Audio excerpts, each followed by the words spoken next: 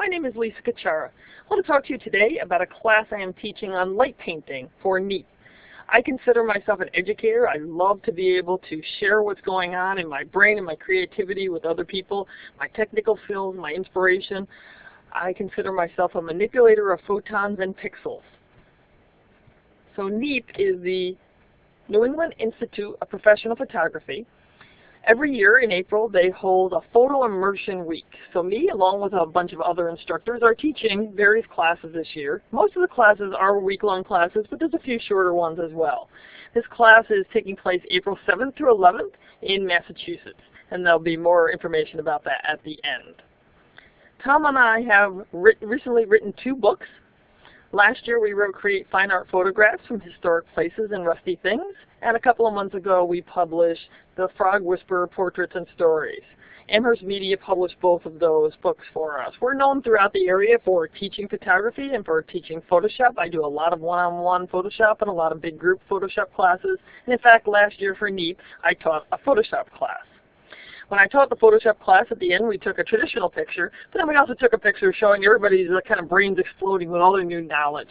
And that's the way that I kind of think about our photography workshops, is you should leave coming away with lots of knowledge, lots of inspiration, and lots of newfound things that you want to be able to try. So light painting is something that we're going to be doing in this class, and on the left is a flat painted image, just one exposure, the light right above the camera, and on the right you can see the difference in a light painted image. It looks more like a Rembrandt picture or a painting. It has more saturation, more three-dimensionality, more depth of field, more interest in it, and you can pick the light and have it be exactly where you want that light to go. On the left is, again, a flat lit image, and on the right is going to be our light painted image, an LED light shining down here, giving us much more color saturation, much more detail with all of the outlines of the spools at the silk factory.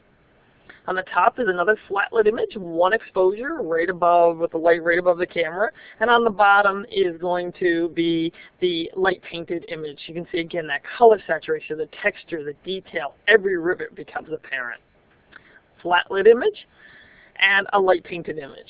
A lot of the images can actually be one exposure in camera to light paint, but most of the time we're actually going to be combining images, so we're going to be doing still life photography inside for a lot of the workshop, and we're going to be doing Photoshop showing how to blend those images. For example, this image here was a blend of about 50 different images. So there are going to be times we're going to be blending 2 images, 12 images, or perhaps even more than that. Having an LED light is a lot of fun at various locations, abandoned locations. You can put the LED light down here, like this abandoned school, and show all the dust and all the grit and all the detail, and then having that shadow come up and be part of the story. And looking at mergers and where the angle of the shadow is going to be important for the light painting technique. So this is just one picture in camera.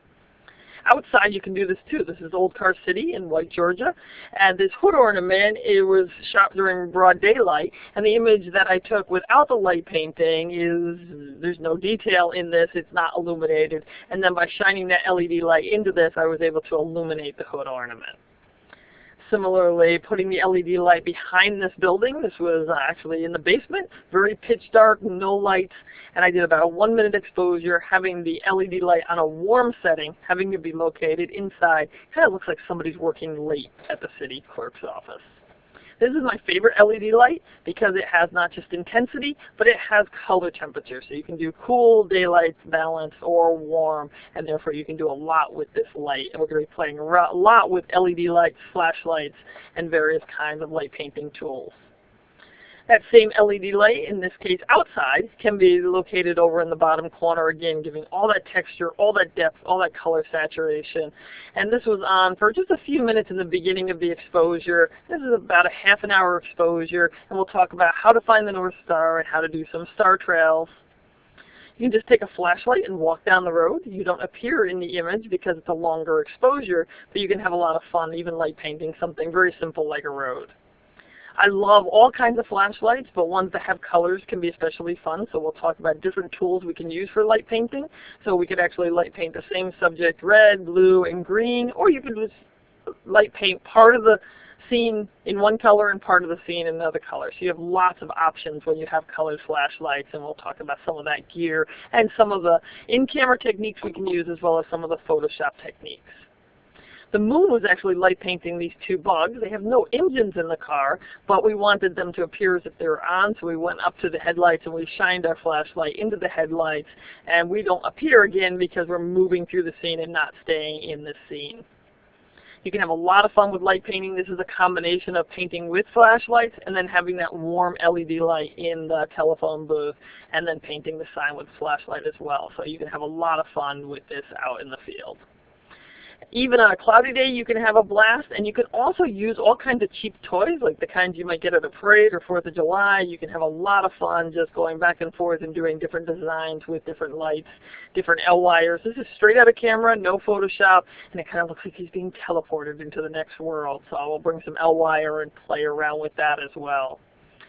The Milky Way probably won't be out while we're there, but we will talk about techniques for capturing short images under 30 seconds like you would want for sharp stars or for Milky Way. The exposure you would need for that would be very short, wouldn't necessarily give you enough time to light paint. You might want completely different settings, 5 minutes at f22 for light painting, and then the Milky Way wouldn't show up. So we'll also do some blending back in Photoshop to be able to put those two images together. So we'll have some different techniques that we'll be using in for still life inside, and then for photography outside, and then for Photoshop. Even on a cloudy day, you can get really cool images. This image here is about 3 minutes long, and the clouds are just streaking by. I love cloudy evenings because you kind of get very unique images, and then light painting with a green light in this instance. So I hope that you can join me. This is again April 7th through 11th, 2019 in Devens, Massachusetts. You can find out more information and sign up for this wonderful photo immersion. You know, it's over 4.5 days of complete photography immersion.